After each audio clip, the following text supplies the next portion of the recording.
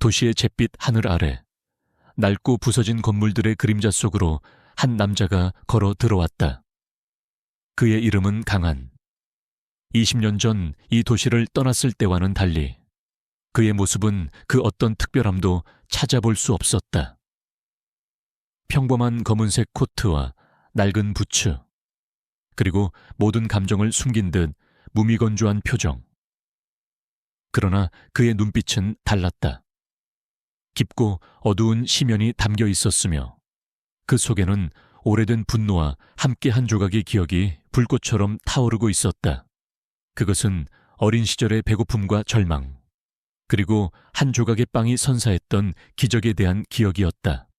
그 빵 한 조각이 그의 목숨을 구했고 이제 그는 그 은혜를 갚기 위해 돌아왔다. 도시는 그가 기억하는 모습과 완전히 달랐다. 거리는 번쩍이는 넌사인과 거대한 빌딩 숲으로 가득 찼고 사람들의 얼굴은 차가운 욕망으로 번들거렸다. 그는 자신의 어린 시절을 보냈던 낡은 골목을 찾아갔지만 그곳은 이미 허물어져 거대한 건설 현장으로 변해 있었다. 포크레인과 굴착기들이 굉음을 내며 과거의 흔적들을 무자비하게 파헤치고 있었다. 그는 멈춰서서 그 풍경을 지켜보았다. 그의 표정은 변하지 않았지만 그의 내면에서는 뜨거운 무언가가 끓어오르고 있었다. 그는 주머니에 손을 넣어 잡고 낡은 지도를 꺼냈다.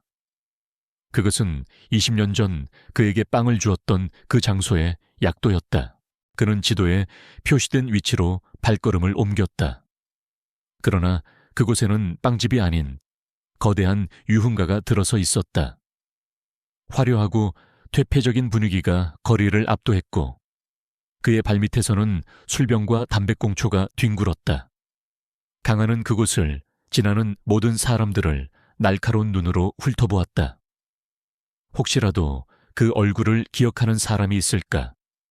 혹은 그 빵을 만든 사람의 흔적이라도 찾을 수 있을까 하는 희망 때문이었다. 하지만 사람들은 그의 무표정한 얼굴을 스쳐 지나갈 뿐이었다. 그는 그곳의 냄새와 소음, 그리고 사람들의 무관심 속에서 자신이 얼마나 이방인이 되었는지를 깨달았다. 어둠이 내리기 시작하자 그는 거대한 건물 중 하나인 황그룹의 소유라는 유흥업소 앞에 멈춰 섰다. 이곳은 도시에서 가장 악명 높은 곳이었고 온갖 불법적인 일들이 벌어지는 곳으로 알려져 있었다. 강한은 한숨을 쉬었다. 그가 찾는 은인은 분명 이런 곳에 없을 것이었다. 그러나 그가 이 도시의 질서를 뒤흔들고 싶다면 가장 먼저 건드려야 할 곳이 바로 이곳이었다. 그는 천천히 문을 열고 안으로 들어섰다. 쿵쿵거리는 음악 소리가 그의 귓가를 때렸고 화려한 조명들이 그의 눈을 현란하게 만들었다. 내부에는 수많은 사람들이 술을 마시고 춤을 추고 있었다. 그들은 모두 값비싼 옷을 걸치고 있었으며 그들의 얼굴에서는 오만함과 쾌락이 번들거렸다. 강한은 구석진 테이블에 앉아 조용히 주변을 살폈다. 그의 시선은 마치 먹잇감을 찾는 맹수처럼 예리했다. 그는 이곳의 분위기와 질서를 한눈에 파악했다. 모든 것은 돈과 권력으로 움직이고 있었고 약자들은 그저 이 거대한 유흥가의 먹잇감일 뿐이었다. 그는 술 한 잔을 주문했고 웨이터는 그에게 싸구려 술을 가져다 주었다. 웨이터는 강한의 낡은 옷차림을 보고 그를 무시하는 듯한 눈빛을 보냈다. 강한은 웨이터의 태도에 아무런 반응도 보이지 않았다. 그는 그저 술잔을 들고 천천히 한 모금을 마셨다. 쓴술이 그의 목을 넘어갈 때 그의 머릿속에는 20년 전의 기억이 스쳐 지나갔다. 굶주림에 쓰러질 뻔했던 어린 시절, 그리고 누군가 건네준 따뜻한 빵 한 조각. 그 빵은 그의 생명을 구원했을 뿐만 아니라 그가 다시 일어설 힘을 주었다. 강한은 그 빵 한 조각의 가치가 이 도시의 모든 재산보다 더 귀중하다고 생각했다. 그래서 그는 돌아왔다. 이 도시의 모든 것을 파괴해서라도 그 은인을 찾아낼 생각으로 강한의 등 뒤로 거칠고 시끄러운 목소리가 들려왔다. 몇몇 건장한 남자들이 한 여자를 둘러싸고 있었다. 여자는 겁에 질린 표정으로 그들에게 애원하고 있었지만 남자들은 그녀의 말을 무시했다.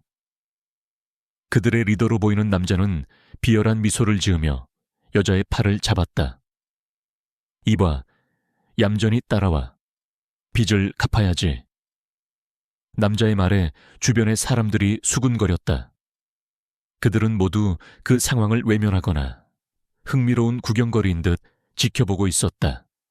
강한은 이 모든 상황을 무심한 듯 지켜보았다. 그때 그 남자가 여자를 거칠게 끌고 가려는 순간 강한이 자리에서 일어났다. 그의 움직임은 조용하고 부드러웠다. 그는 천천히 그들에게 다가갔다. 남자는 강한을 발견하고 비웃음을 터뜨렸다. 이봐, 꼬맹이. 남의 일에 참견하면 다쳐. 강한은 아무 말도 하지 않았다. 그는 그저 남자에게서 시선을 떼지 않았다. 그의 눈빛은 깊고 차가웠다. 남자는 강한의 무례함에 분노하며 여자를 놓아주고 주먹을 휘둘렀다. 강한은 눈 깜짝할 사이에 주먹을 피하고 남자의 팔을 비틀었다. 남자는 고통스러운 신음을 내뱉었다. 강한의 행동은 빠르고 정확했다. 그는 남자의 팔을 비틀어 바닥에 엎드리게 만들었다. 다른 남자들이 달려들었지만 강한은 마치 춤을 추는 듯 그들의 공격을 모두 피했다. 그는 주먹을 사용하지 않았다. 그는 그들의 관절을 꺾고 팔다리를 비틀어 제압했다. 그의 동작 하나하나는 완벽한 기술의 결정체였다. 사람들은 그의 모습을 보며 경악했다. 그들은 그가 단지 평범한 남자가 아니라는 것을 깨달았다. 그는 그저 서 있었을 뿐인데도 모든 사람들을 압도하는 기운을 내뿜고 있었다. 결국 모든 남자들이 바닥에 쓰러졌다. 그들은 고통에 신음하며 강한을 노려보았지만 그들의 눈에는 공포가 서려 있었다. 강한은 쓰러진 남자들을 쳐다보지도 않고 여자를 향해 몸을 돌렸다. 여자는 아직도 떨고 있었다. 강한은 그녀에게 다가가 조용히 말했다. 가세요. 여자는 그의 말에 고개를 끄덕이고 서둘러 그곳을 빠져나갔다. 강한은 다시 테이블로 돌아와 술잔을 들었다. 그의 행동은 마치 아무 일도 없었다는 듯 평온했다. 이 모든 소란은 겨우 몇 분 만에 끝났다. 이 사건은 곧장 황그룹의 수장인 황진우의 귀에 들어갔다. 황진우는 소식을 듣고 비웃었다. 듣보잡 한 놈이 감히 내 구역에서 난동을 부려. 당장 그놈을 끌고 와. 그는 강한을 그저 싸움을 좀 할 줄 아는 건달 정도로 생각했다. 황진우는 늘 자신을 이 도시의 왕이라 생각했으며 그 어떤 도전도 용납하지 않았다. 그는 자신의 힘과 권력에 대한 맹신으로 가득 차 있었다. 그는 강한의 존재를 하찮게 여겼다. 강한의 등장은 그에게 있어 잠시 즐길 수 있는 오락거리일 뿐이었다. 그러나 황진우의 부하들은 강한의 실력에 대해 정확하게 보고하지 않았다. 그들은 강한의 강함을 과소평가했고 황진우의 분노를 피하기 위해 사건을 축소해서 보고했다. 그들은 자신들의 무능함을 숨기고 싶어 했다. 황진우는 그들의 보고를 믿고 강한을 조롱했다. 고작 그런 놈 하나를 제대로 처리 못해. 내가 직접 나서야겠군. 그의 오만함은 강한의 존재를 하찮게 여기게 만들었고 이는 곧 그와 그의 제국에 큰 위협으로 다가올 것이었다. 강한은 이미 그의 발을 이 도시의 진흙탕에 담갔다. 강한은 술잔을 모두 비우고 자리에서 일어섰다. 그는 밖으로 나와 도시의 밤하늘을 올려다보았다. 수많은 별들이 빛나고 있었지만 이 도시의 공기는 오염되어 있었다. 그는 깊은 한숨을 내쉬었다.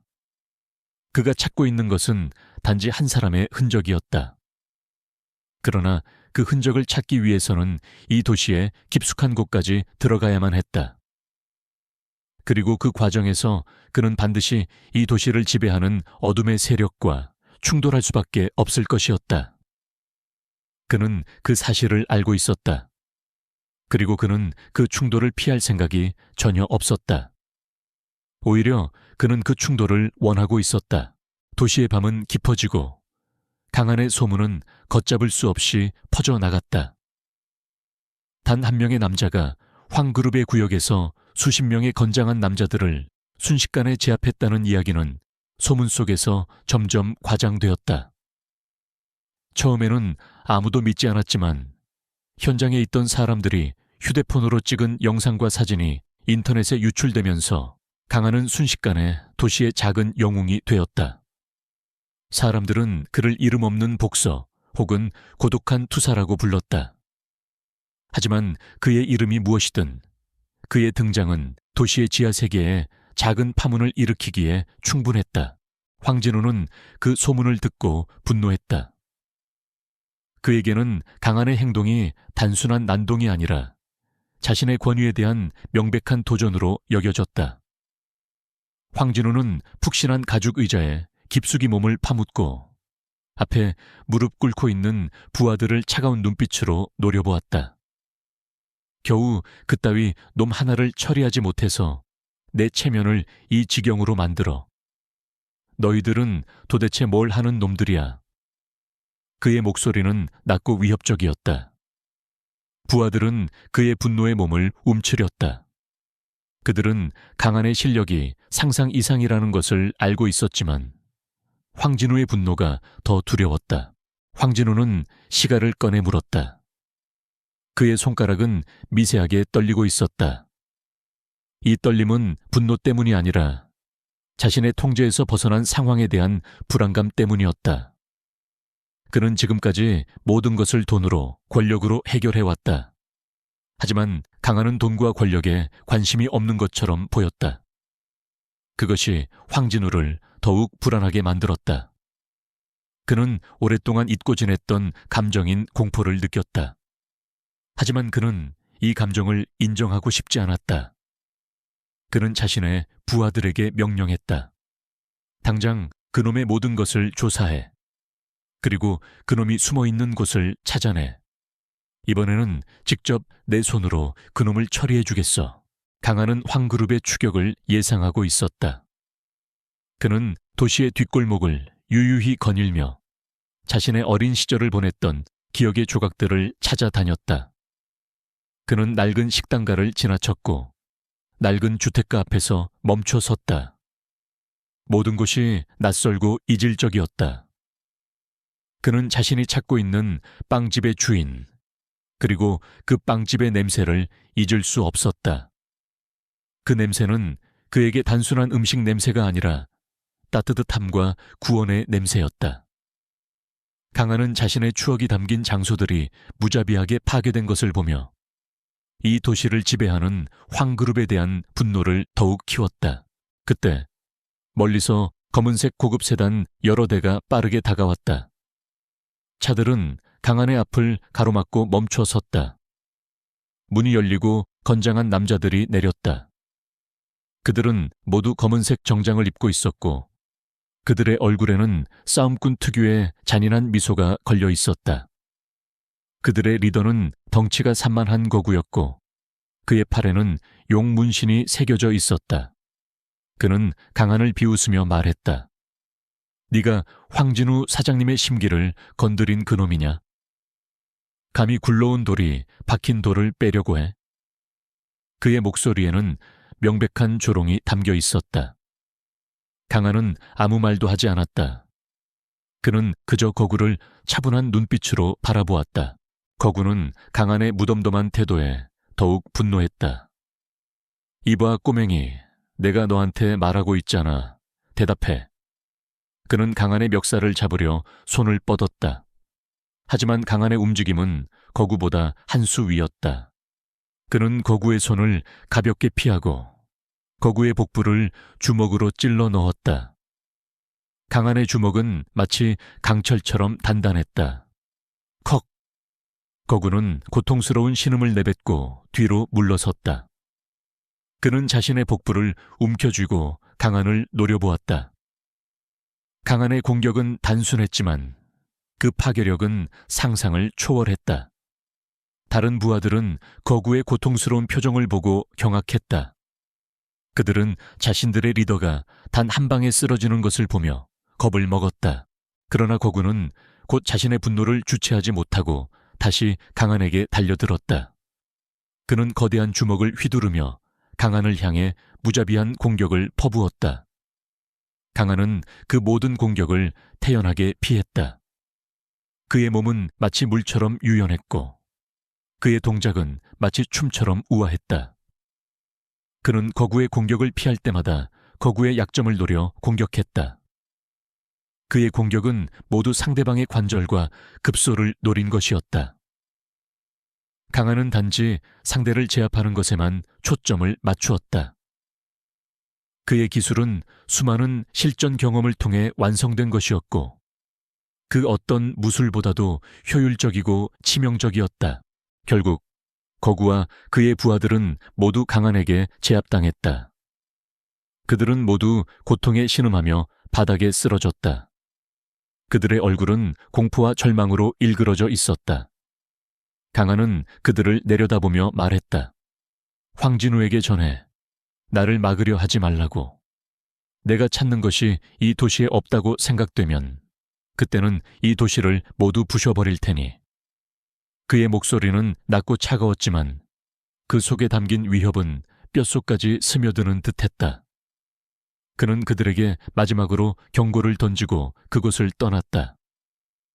그들의 눈빛에는 강한에 대한 존경과 함께 공포가 서려 있었다. 강한의 메시지는 곧장 황진우에게 전달되었다.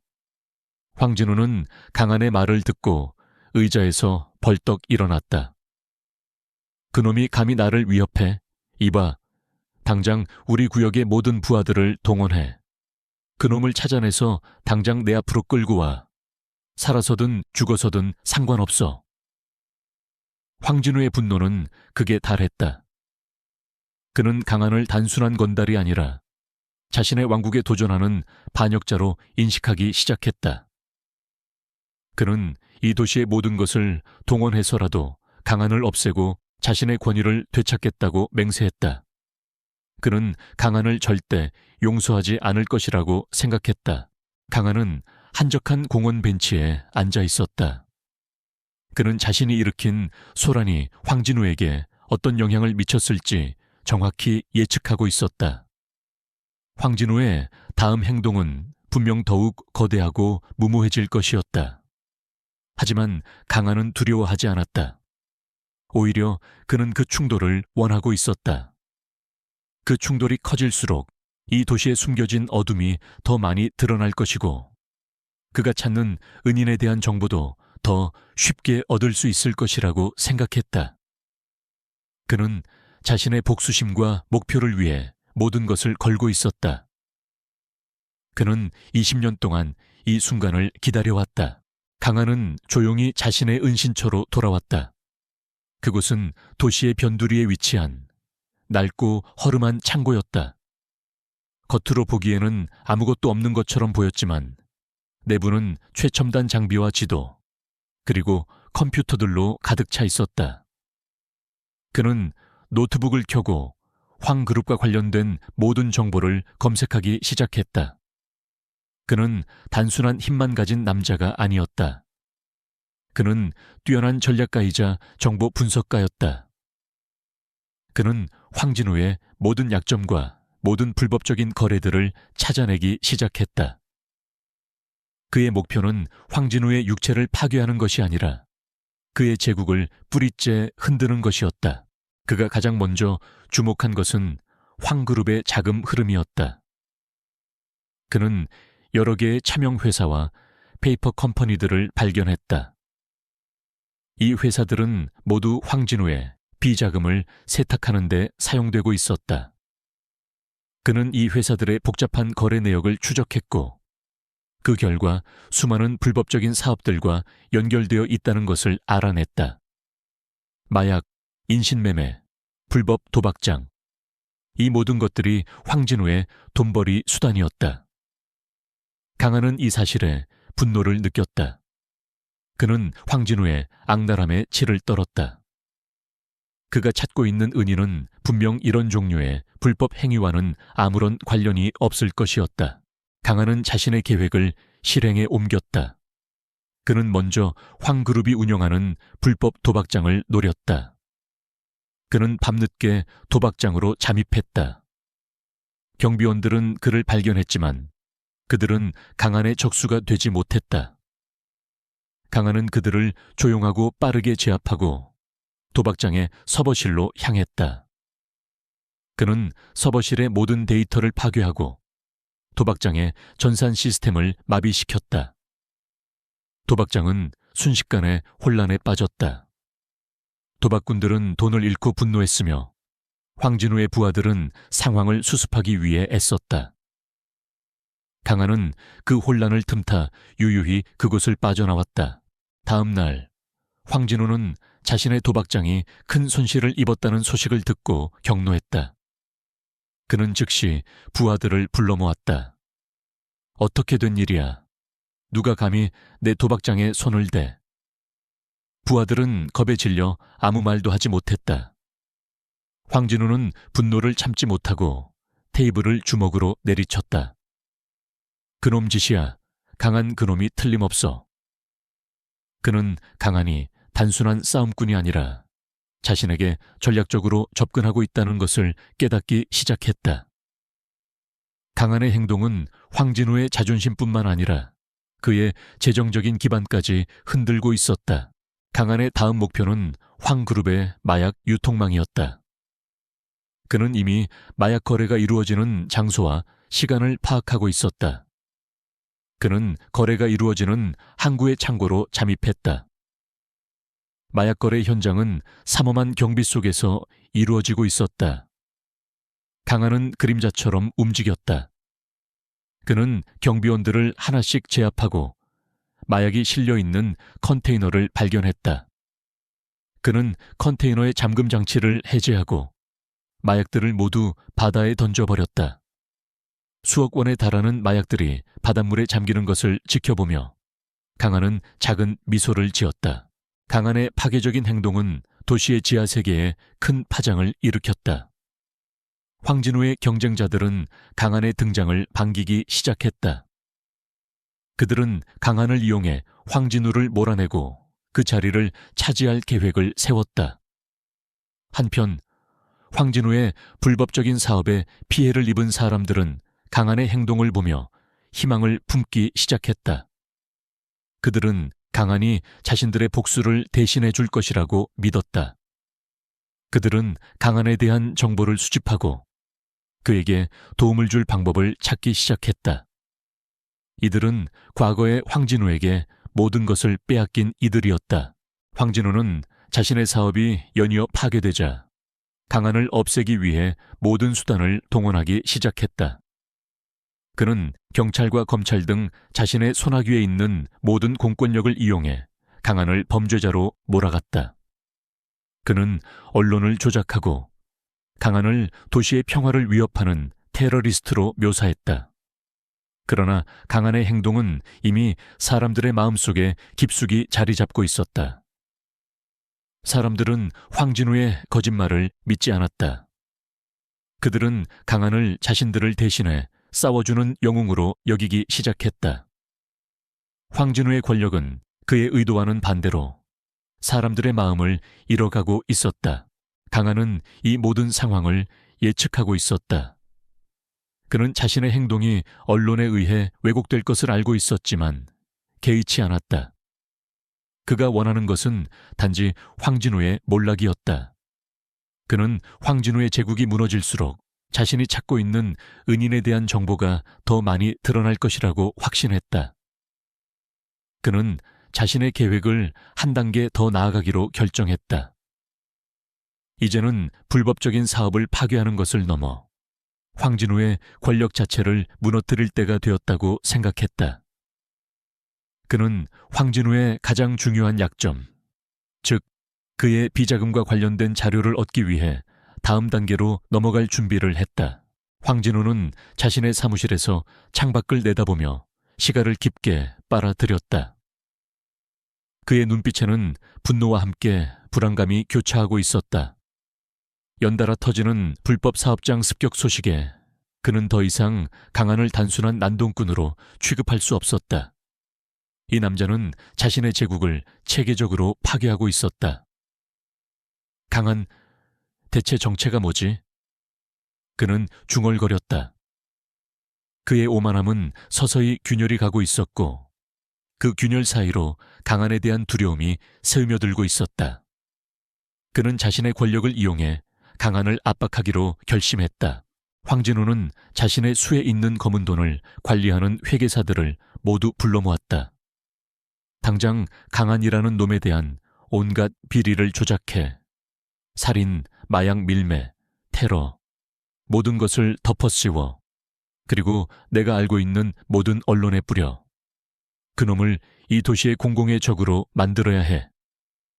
그의 목소리는 냉정했지만 그 속에는 절박함이 묻어 있었다.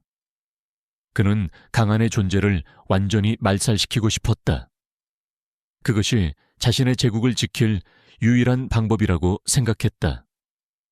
황진우의 부하들은 그의 명령에 따라 강한을 파괴하기 위한 계획을 실행에 옮겼다.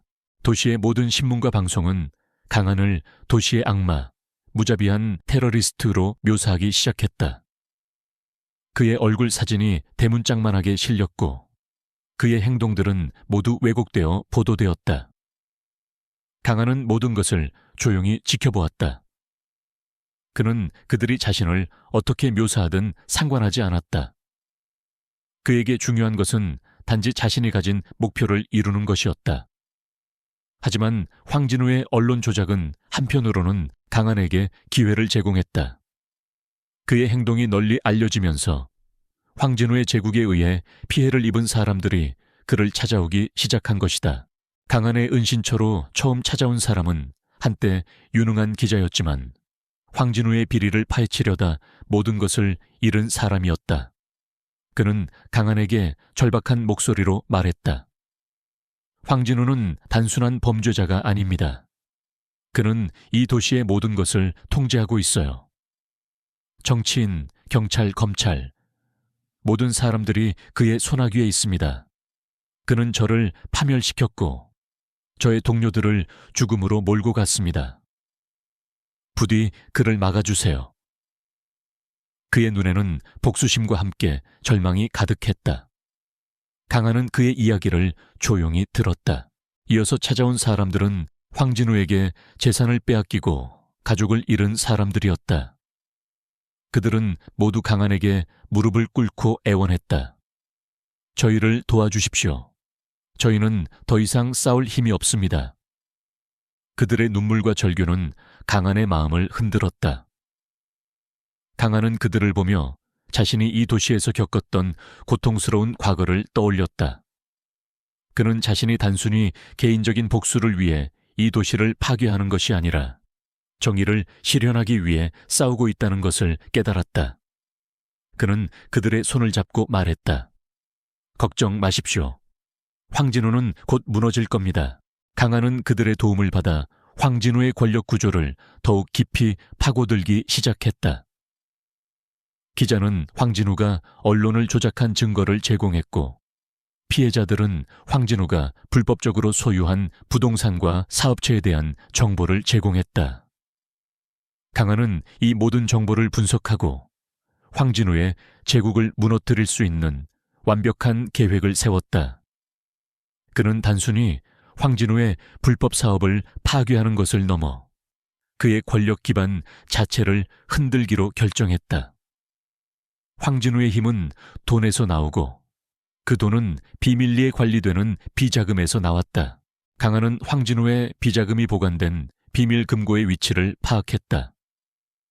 그곳은 황그룹 본사 건물 지하에 위치한 철통 같은 보안 시스템으로 둘러싸인 곳이었다. 강한은 이 금고를 털기로 결심했다.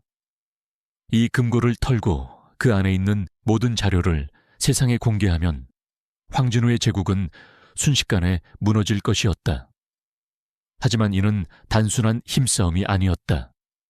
이 작전은 고도의 기술과 지능, 그리고 완벽한 타이밍을 요구했다.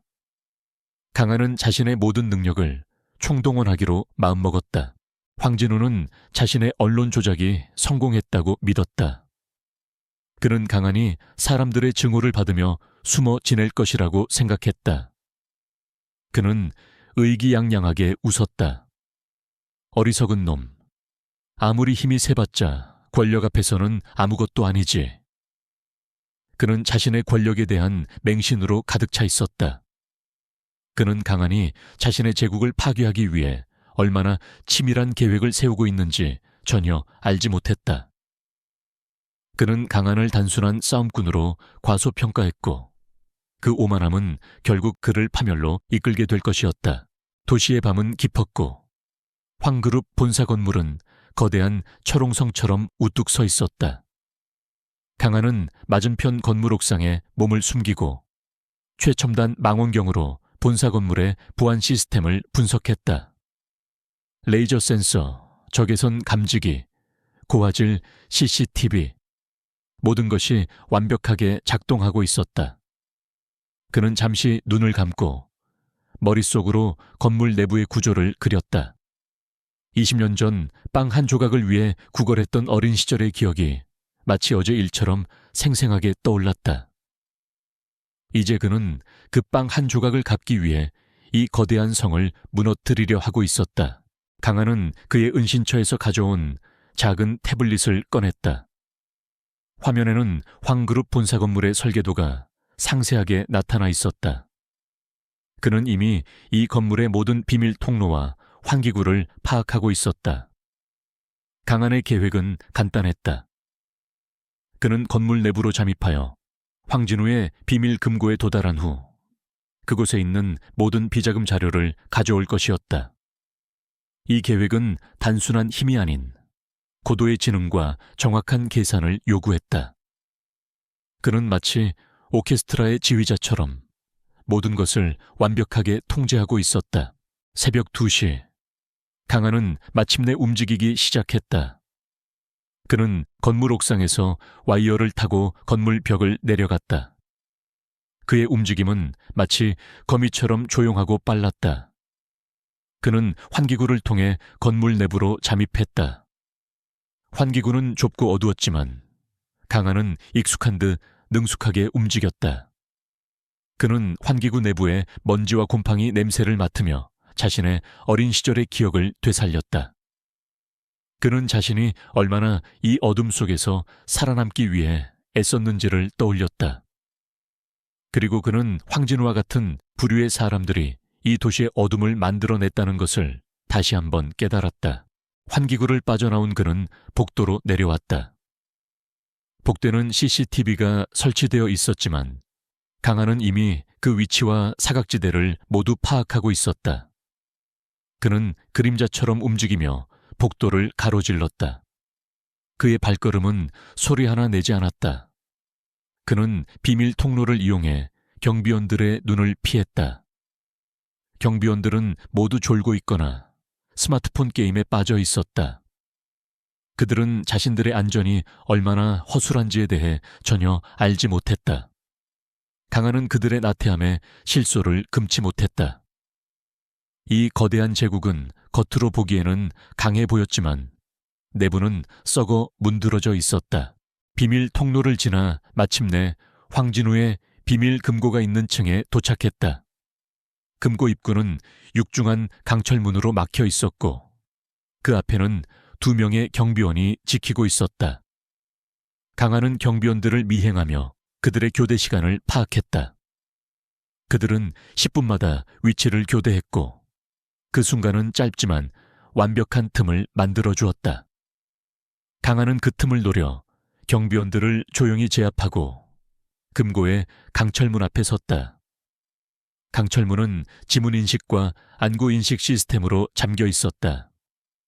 강한은 태블릿을 꺼내고 이미 해킹해둔 황진우의 생체 정보를 이용해 잠금 장치를 해제했다. 철컥하는 소리와 함께 육중한 강철문이 열렸다. 강한은 조심스럽게 안으로 들어섰다. 금고 안에는 수많은 서류들과 하드디스크들이 보관되어 있었다. 강한은 빠르게 하드디스크들을 챙기고 중요한 서류들을 스캔하기 시작했다. 그 서류들에는 황진우가 불법적으로 조성한 비자금의 출처와 흐름이 상세하게 기록되어 있었다. 수많은 정치인과 고위 공무원들의 이름이 등장했다. 강한은 이 자료들이 세상에 공개되면 이 도시의 모든 권력 구조가 무너질 것이라는 것을 알 수 있었다. 그는 자신의 손에 이 도시의 운명이 달려 있다는 것을 깨달았다. 그때 금고에 비상벨이 울리기 시작했다. 강한은 당황하지 않았다. 그는 이미 이런 상황을 예상하고 있었다. 그는 빠르게 모든 자료들을 백업하고 서류들을 다시 원위치에 놓았다. 그는 서류들을 훔치는 것이 아니라 그 내용만 복사하는 것이 자신의 목표였다. 복사를 마친 후 그는 금고의 잠금 장치를 다시 잠갔다. 황진우의 부하들이 금고로 달려오고 있었다. 강한은 그들이 오기 전에 금고를 빠져나와 다시 비밀 통로로 숨어들었다. 그는 마치 유령처럼 왔던 길을 되돌아갔다. 황진우의 부하들은 금고의 비상벨 소리에 놀라 달려왔지만 금고는 완벽하게 잠겨 있었다. 그들은 금고에 아무런 이상이 없다는 것을 확인하고 안도의 한숨을 내쉬었다. 그들은 단순한 시스템 오류라고 생각했다. 그들은 강한이 그들의 코앞에서 그들의 모든 것을 훔쳐갔다는 사실을 전혀 알지 못했다. 그들의 오만함과 방심은 결국 그들을 파멸로 이끌게 될 것이었다. 강한은 이 모든 상황을 예측하고 있었고 그들의 안일함을 이용해 자신의 계획을 완벽하게 실행에 옮겼다. 강한은 황그룹 본사 건물을 빠져나온 후 도시의 낡은 뒷골목으로 몸을 숨겼다. 그의 손에 들린 작은 하드디스크에는 황진우의 모든 불법 행위와 비리가 담겨 있었다. 그는 이 자료들이 곧 황진우의 제국을 무너뜨릴 것이라고 확신했다. 그러나 그의 성공은 황진우의 귀에 들어갔고 분노에 찬 황진우는 더 이상 자신의 힘을 숨기려 하지 않았다. 황진우는 자신의 가장 강력한 무기, 즉 자신의 그림자처럼 움직이는 최정계 암살자를 보냈다. 그 암살자의 이름은 그림자. 그는 황진우의 모든 더러운 일을 처리해왔고 그 어떤 임무에서도 실패한 적이 없었다. 강한은 어둠 속에서 누군가 자신을 미행하고 있다는 것을 느꼈다. 그의 육감은 마치 짐승처럼 날카로웠다. 그는 일부러 좁고 복잡한 골목으로 들어섰다. 그는 미행하는 자가 자신과 비슷한 수준의 실력을 가지고 있다는 것을 직감했다. 강한은 낡은 창고 건물 앞에서 멈춰 섰다. 그는 천천히 문을 열고 안으로 들어갔다. 창고 내부는 어둡고 텅 비어 있었다. 그는 문을 닫고 벽에 기대어 섰다. 나와라. 계속 숨어 있을 필요 없어. 그의 목소리는 어둠 속에서 울려 퍼졌다. 잠시 후 창고의 천장에서 검은 그림자가 내려왔다. 그는 얼굴을 검은 복면으로 가리고 있었고 손에는 날카로운 단도가 들려 있었다. 그의 눈빛은 마치 죽은 자의 눈처럼 공허하고 차가웠다. 그는 바로 그림자였다. 내 놈이 황 사장님을 귀찮게 하는 놈이냐? 그림자의 목소리는 기계처럼 무미건조했다.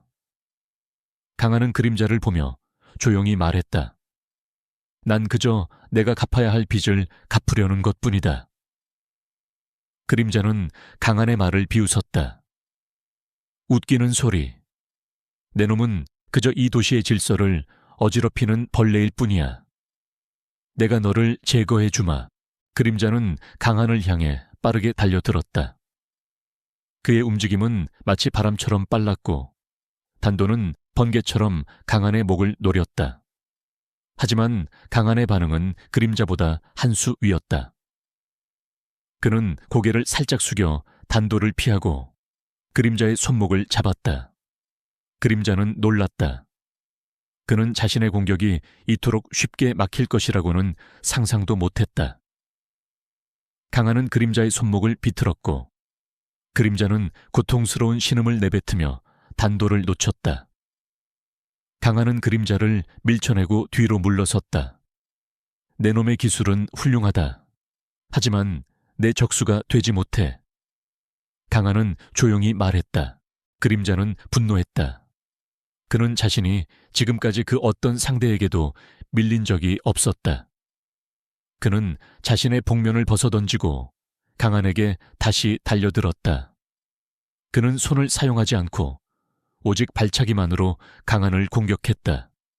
그의 발차기는 마치 벼락처럼 빠르고 강력했다. 강한은 그림자의 발차기를 모두 피하고 그의 다리를 잡았다. 강한은 그림자의 다리를 들어 올리고 그를 바닥에 내리쳤다. 쿵 하는 소리와 함께 그림자는 바닥에 쓰러졌다. 그의 몸은 고통으로 떨리고 있었다. 그는 자신의 패배를 인정할 수 없었다. 그림자는 바닥에 쓰러진 채로 강한을 올려다보았다. 내 놈은 대체 누구냐? 그의 목소리는 떨리고 있었다. 강한은 그림자에게 다가가 말했다. 나는 그저 한 남자의 빚을 갚으러 온 사람일 뿐이다. 강한은 그림자의 머리 위로 발을 올렸다. 황진우에게 전해. 다음은 너의 차례라고. 강한은 그림자를 놔두고 그곳을 떠났다. 그림자는 강한의 뒷모습을 보며 몸을 떨었다. 그는 처음으로 죽음에 대한 공포를 느꼈다. 그는 강한의 힘이 자신이 상대할 수 없는 수준이라는 것을 깨달았다. 그는 강한의 메시지를 황진우에게 전달해야만 했다. 강한은 낡은 창고를 빠져나와 도시의 새벽 거리를 걸었다. 그의 몸은 조금도 지치지 않았다. 그는 그림자와의 싸움이 자신의 능력을 시험하는 좋은 기회였다고 생각했다. 그는 이제 황진우와의 최종 대결을 준비해야만 했다. 그는 황진우가 이 소식을 들으면 어떤 짓을 할지 정확히 예측할 수 있었다. 황진우는 더 이상 자신의 힘을 숨기려 하지 않을 것이다. 그는 강한을 제거하기 위해 도시의 모든 공권력을 동원할 것이고 자신의 모든 부하들을 강한에게 보낼 것이다. 강한은 이 모든 상황을 기다리고 있었다. 강한은 낡은 창고로 돌아와서 노트북을 열었다. 그의 손에 있는 하드디스크에는 황진우의 모든 비리가 담겨 있었다. 그는 이 자료들을 언론에 공개하기로 결심했다. 그는 기자들과 변호사들에게 이 자료들을 익명으로 보낼 계획을 세웠다. 그는 자신의 얼굴을 드러내지 않고 황진우의 제국을 내부에서부터 무너뜨리고 싶었다. 그는 이 도시를 정화하고 자신이 찾고 있는 은인의 흔적을 찾기 위해 이 모든 일을 하고 있었다. 그의 행동은 개인적인 복수심을 넘어 정의를 위한 투쟁으로 변하고 있었다. 강한은 먼저 한때 황진우의 비리를 파헤치려다 모든 것을 잃었던 기자에게 연락했다. 그는 기자에게 자신이 가지고 있는 자료들을 모두 보냈다. 기자는 처음에는 강한의 연락을 믿지 못했다. 그는 황진우의 힘이 얼마나 거대한지 알고 있었다. 그러나 강한이 보낸 자료들을 확인한 후 그는 충격에 빠졌다. 그 자료들은 황진우의 모든 불법적인 행위를 증명하고 있었다. 기자는 강한에게 전화를 걸어 물었다. 대체 당신은 누구입니까? 왜 이런 위험한 일을 하는 겁니까? 강한은 조용히 말했다. 나는 그저 이 도시의 빚을 갚고 싶을 뿐입니다. 기자는 강한의 말을 믿었고 그의 자료들을 세상에 공개하기로 결심했다. 그는 자신의 모든 것을 걸고 황진우의 제국에 맞서기로 했다. 그는 강한이 보낸 자료들을 바탕으로 기사를 작성하기 시작했다. 그는 이 기사가 세상에 공개되면 자신과 자신의 가족이 위험에 처할 것이라는 것을 알고 있었지만 그는 멈추지 않았다. 그는 정의를 위해 싸우기로 결심했다. 그의 용기는 이 도시의 모든 사람들에게 큰 감동을 주었다. 한편 강한은 자료를 공개하는 동시에 자신이 20년 전 빵을 받았던 장소에 대한 새로운 단서를 찾고 있었다. 그는 과거의 도시지도와 현재의 도시지도를 비교하며 그 빵집이 있던 곳의 정확한 위치를 파악했다. 그는 그 빵집이 있던 곳이 현재 황그룹의 소유인 대형 백화점이 들어서 있는 곳이라는 것을 알게 되었다. 그는 직감적으로 그 빵집의 주인이 아직 살아있을 것이라는 것을 느꼈다. 그는 그 빵집 주인을 찾기 위해 백화점을 찾아가기로 결심했다. 백화점은 화려하고 웅장했다. 강한은 백화점의 내부를 거닐며 자신의 어린 시절의 기억을 되살렸다. 그는 백화점의 냄새와 소음 속에서 자신이 찾고 있는 빵집의 냄새를 맡으려 애썼다. 그러나 그는 아무것도 찾을 수 없었다. 그의 마음은 절망으로 가득 찼다. 그는 자신이 찾고 있는 은인이 이미 세상을 떠났을지도 모른다고 생각했다.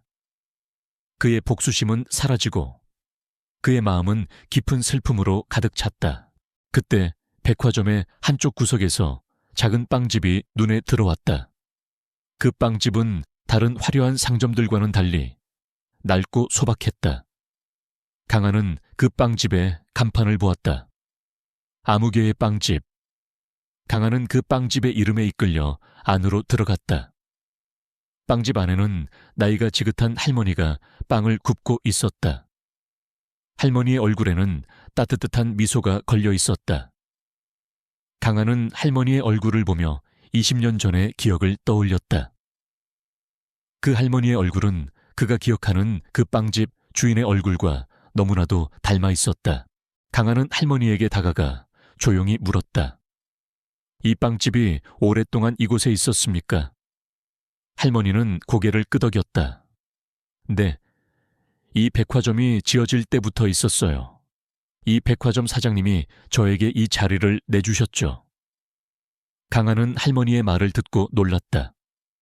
그는 자신이 찾고 있는 은인이 이 백화점의 사장과 관련이 있을지도 모른다고 생각했다.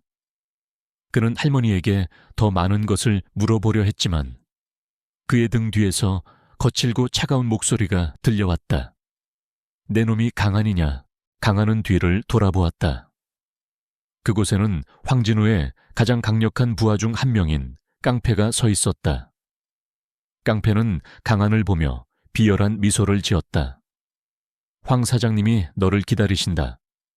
순순히 따라오면 목숨은 살려주마. 깡패의 말에 강한은 분노를 느꼈다. 그는 이 모든 것이 황진우의 함정이라는 것을 깨달았다. 황진우는 자신이 이 도시를 파괴하려 한다는 것을 알고 그가 이 도시에 있는 모든 사람들을 보호하려 한다는 것을 이용해 그를 덫에 걸려고 했다. 강한은 자신의 계획이 모두 황진우에게 읽혔다는 사실에 분노했다. 깡패는 강한을 보며 비열한 미소를 지었다. 내 놈이 내 손에 잡혔다는 걸 알면 황 사장님이 얼마나 기뻐하실지 상상이 안 가는군. 깡패의 말에 강한은 분노를 느꼈다. 그는 황진우가 자신을 덫에 걸기 위해 이 빵집과 할머니를 이용했다는 사실에 치를 떨었다. 내 놈들은 감히 내 은인에게 손을 대다니. 강한의 목소리는 낮게 깔렸지만 그 속에는 폭풍전야의 고요함이 담겨 있었다. 깡패는 강한의 경고에 아랑곳하지 않고 자신의 부하들에게 명령했다. 어서 저놈을 잡아. 깡패의 부하들은 빵집 안으로 달려들었다. 그들은 모두 거칠고 잔인한 표정을 짓고 있었다. 그들은 강한의 실력을 소문으로만 들었을 뿐 직접 경험해 본 적이 없었다. 그들은 강한을 단순한 싸움꾼으로 과소평가하고 있었다. 강한은 그들에게 다가가 조용히 말했다. 여기서 나가라. 더 이상 내 은인에게 폐를 끼치고 싶지 않다. 그의 경고는 진심이었지만 부하들은 그의 말을 비웃었다. 웃기는 소리. 내 놈이 지금 뭘 할 수 있는데. 그들의 조롱에 강한의 얼굴은 차갑게 굳어졌다. 강한은 한숨을 쉬었다. 그의 행동은 마치 연극의 한 장면처럼 시작되었다. 그는 가장 가까이 있던 부하의 팔을 잡고 비틀었다. 우드득 하는 끔찍한 소리와 함께 부하의 팔이 꺾였다. 부하는 고통에 신음하며 바닥에 쓰러졌다. 다른 부하들은 강한의 무자비한 행동에 경악했다. 그들은 강한이 그저 단순한 싸움꾼이 아니라 사람의 몸을 어떻게 부셔야 하는지를 정확히 알고 있는 전문가라는 것을 깨달았다. 그들의 얼굴에는 공포가 서렸다. 그들은 강한에게 달려들지 못하고 머뭇거렸다. 그때 깡패가 강한에게 달려들었다. 그는 거대한 주먹을 휘두르며 강한을 향해 무자비한 공격을 퍼부었다. 강한은 깡패의 모든 공격을 피하고 깡패의 복부를 주먹으로 찔렀다. 깡패는 고통스러운 신음을 내뱉으며 뒤로 물러섰다. 강한은 깡패의 다리를 걸어 넘어뜨리고 깡패의 얼굴을 발로 밟았다. 이봐, 나를 죽일 셈이냐. 깡패는 비명을 질렀다. 강한은 깡패의 머리 위로 발을 올리고 말했다. 내가 너희를 죽이는 것은 쉽다. 하지만 나는 내 은인 앞에서 피를 묻히고 싶지 않다. 그의 눈빛은 차갑고 단호했다. 깡패는 강한의 눈빛에서 죽음의 공포를 느꼈다. 그는 강한이 자신을 죽일 수도 있다는 것을 깨달았다. 그는 강한에게 애원했다. 제발 살려주십시오. 제가 잘못했습니다. 황 사장님이 시키신 일입니다. 강한은 깡패의 말을 무시하고 그를 놔주었다. 황진우에게 전해 나를 만나고 싶다면 자신의 모든 권력을 동원해 나를 찾아오라고. 나는 이제 더 이상 숨지 않을 것이다. 강한은 깡패를 놔두고 할머니에게 다가갔다. 할머니는 이 모든 상황을 보며 겁에 질려 있었다. 강한은 할머니에게 무릎을 꿇고 말했다. 할머니, 괜찮으십니까? 저 때문에 위험에 처하게 해서 죄송합니다. 할머니는 강한을 보며 떨리는 목소리로 말했다. 나는 괜찮다. 그런데 자네는 대체 누구인가? 왜 이런 위험한 일을 하는가?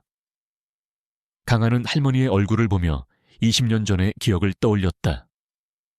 그 할머니의 얼굴은 그가 기억하는 그 빵집 주인의 얼굴과 너무나도 닮아 있었다. 강한은 자신의 눈에서 눈물이 흘러내리는 것을 느꼈다. 그는 자신의 복수심이 드디어 끝났다고 생각했다. 그러나 그때 할머니가 강한의 얼굴을 보며 말했다. 나는 자네를 어디선가 본 것 같은데 혹시 자네가 20년 전에 우리 빵집에서 빵을 얻어먹었던 그 아이인가? 할머니의 말에 강한은 충격에 빠졌다. 그는 할머니가 자신을 기억하고 있다는 사실에 놀랐다. 그는 고개를 끄덕였다. 예, 할머니. 제가 바로 그 아이입니다. 20년 전에 빵을 주셔서 감사합니다. 그 빵이 저를 살렸습니다. 강한은 할머니의 손을 잡고 눈물을 흘렸다. 그의 오랜 복수심은 사라지고 그의 마음은 따뜻한 감동으로 가득 찼다. 황진우의 부하들은 빵집 밖에서 이 모든 상황을 지켜보고 있었다. 그들은 강한의 분노와 할머니와의 재회를 보며 두려움을 느꼈다. 그들은 강한의 진정한 힘이 물리적인 힘이 아니라 그가 가진 목표와 신념에서 나온다는 것을 깨달았다. 그들은 강한의 메시지를 황진우에게 전달해야만 했다. 그들의 임무는 이제 강한을 제거하는 것이 아니라 그가 가진 모든 것을 잃은 채로 돌아가는 것이었다. 그들은 강한의 존재를 과소평가했고 그들의 오만함은 결국 그들의 몰락을 불러오게 될 것이었다. 황진우는 자신의 사무실에서 분노에 찬 얼굴로 TV를 보고 있었다. 뉴스에서는 강한이 보낸 자료들을 폭로하며 그의 불법적인 행위들을 낱낱이 파헤치고 있었다. 황진우의 얼굴은 창백하게 질렸다. 그의 제국이 서서히 무너지고 있었다. 그는 자신의 권력과 돈으로 이 도시를 통제할 수 있다고 믿었지만 강한의 행동은 그의 모든 것을 무용지물로 만들었다. 황진우는 자신의 옆에 있는 비서에게 소리쳤다. 당장 강한을 찾아. 그놈이 어디에 있든 상관없어. 모든 것을 동원해서라도 그놈을 내 앞으로 끌고 와. 강한은 할머니를 모시고 빵집을 나왔다. 할머니의 손을 잡고 걸어가던 강한은 멀리서 수십 대의 검은색 차량이 다가오는 것을 보았다. 그는 황진우가 마침내 자신의 모든 것을 동원해 자신을 공격하려 한다는 것을 직감했다. 강한은 할머니에게 말했다. 할머니, 저를 믿으십시오. 제가 할머니를 안전한 곳으로 모시겠습니다.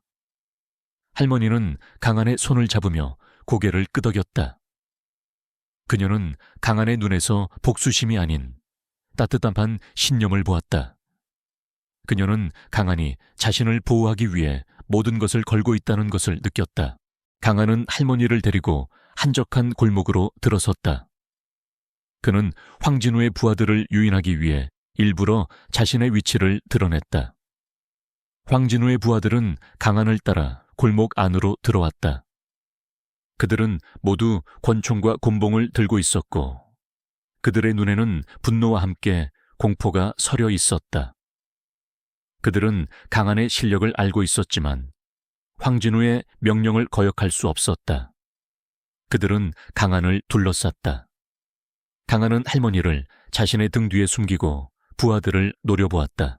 내 놈들은 감히 내 은인에게 손을 대다니. 강한의 목소리는 분노로 떨렸다. 그는 이제 더 이상 자신의 힘을 숨기지 않았다. 그는 마치 폭풍처럼 부하들에게 달려들었다. 그의 움직임은 마치 춤처럼 우아했지만 그 파괴력은 상상을 초월했다. 그는 주먹과 발을 사용하지 않고 오직 상대방의 관절과 급소를 노려 공격했다. 그는 마치 사람의 몸을 어떻게 부셔야 하는지를 정확히 알고 있는 기계처럼 움직였다. 부하들은 강한의 공격에 속수무책으로 쓰러졌다. 그들의 비명소리는 골목 전체에 울려 퍼졌다. 강한은 순식간에 수십 명의 부하들을 제압했다. 그의 몸에는 상처 하나 없었다. 그는 숨을 헐떡이며 주변을 둘러보았다. 모든 부하들은 바닥에 쓰러져 신음하고 있었다. 그때 한 남자가 강한에게 다가왔다. 그는 바로 황진우였다. 황진우는 강한을 보며 차가운 미소를 지었다. 내 놈이 내 제국을 무너뜨렸다. 이제 내 놈의 목숨을 거두어 주마. 황진우의 손에는 권총이 들려 있었다. 그는 강한의 머리를 겨누고 방가쇠를 당겼다. 탕! 하는 소리와 함께 총알이 발사되었다. 하지만 강한은 눈 깜짝할 사이에 몸을 피하고 황진우에게 달려들었다. 황진우는 놀랐다. 그는 강한이 총알보다 빠르다는 것을 깨달았다. 그는 다시 총을 쏘려 했지만 강한은 이미 그의 손목을 잡고 있었다. 강한은 황진우의 손목을 비틀었고 황진우는 고통에 신음하며 권총을 놓쳤다. 강한은 황진우의 얼굴을 주먹으로 때렸다. 나는 너의 권력과 돈을 원하지 않는다. 나는 단지 너의 오만함을 부셔버리고 싶을 뿐이다. 강한의 주먹은 황진우의 얼굴을 무자비하게 강타했다. 황진우는 강한의 주먹에 맞아 바닥에 쓰러졌다. 그의 얼굴은 피로 범벅이 되어 있었다. 그는 강한을 올려다보며 말했다. 나는 내가 왜 너에게 졌는지 모르겠다. 그의 목소리는 절망으로 가득 차 있었다. 강한은 황진우를 내려다보며 말했다. 너는 나를 돈과 권력으로 판단했다. 하지만 나는 한 조각의 빵으로 나를 판단했다. 너는 오만했고 나는 겸손했다. 그것이 너의 패배의 원인이다. 강한은 황진우를 놔두고 할머니에게 다가갔다. 할머니는 강한의 승리를 보며 미소 지었다. 강한은 바닥에 쓰러진 황진우를 뒤로 하고 할머니에게 다가갔다. 그의 얼굴은 피로 범벅이 되어 있었지만 그의 눈빛은 평온했다. 그는 할머니의 손을 잡고 조용히 말했다. 할머니, 이제 모든 것이 끝났습니다. 더 이상 걱정하지 않으셔도 됩니다. 할머니는 강한의 손을 잡고 눈물을 흘렸다. 그녀는 강한이 20년 전에 그 굶주렸던 아이라는 것을 알고 있었다. 그녀는 강한의 등을 쓰다듬으며 말했다. 착한 아이야. 무사해서 다행이구나. 이제 너는 자유롭단다. 강한은 할머니의 말에 눈물을 흘렸다. 그의 오랜 복수심과 분노는 사라지고 그의 마음은 평화로 가득 찼다. 그는 자신이 이 도시를 파괴하려 했던 이유가 단순히 복수 때문이 아니라 자신이 잃어버렸던 순수함과 정의를 되찾기 위함이었다는 것을 깨달았다. 그는 할머니의 빵 한 조각이 자신에게 단순한 음식이 아니라 생명의 빛이었다는 것을 다시 한번 깨달았다. 그는 할머니에게 감사함을 표했다. 할머니, 20년 전에 저에게 빵을 주셔서 감사합니다. 그 빵이 저를 살렸습니다. 경찰이 출동하고 황진우와 그의 부하들은 모두 체포되었다. 황진우는 자신의 제국이 무너지는 것을 보며 절망했다. 그는 강한의 존재를 과소평가했고 그 오만함은 결국 그를 파멸로 이끌었다. 그의 모든 불법적인 행위들은 세상에 공개되었고 그는 자신의 모든 것을 잃었다. 도시는 혼란에 빠졌지만 사람들은 강한을 영웅으로 칭송했다. 그들은 강한이 자신들을 대신해 정의를 실현했다고 믿었다. 강한은 더 이상 도시의 악마가 아니라 도시의 영웅이 되었다. 강한은 할머니를 모시고 할머니의 빵집으로 돌아왔다. 할머니는 강한을 위해 따뜻한 차와 갓 구운 빵을 준비했다. 강한은 할머니가 구운 빵을 먹으며 20년 전에 그 맛을 떠올렸다. 그 빵은 여전히 따뜻하고 맛있었다. 강한은 할머니의 따뜻한 마음을 느끼며 눈을 감았다. 그는 자신이 찾고 있던 것은 단순한 은인이 아니라 사랑과 따뜻함이었다는 것을 깨달았다. 그는 이제 더 이상 혼자가 아니었다. 그는 할머니라는 가족을 얻었고 그의 삶은 다시 시작될 것이었다.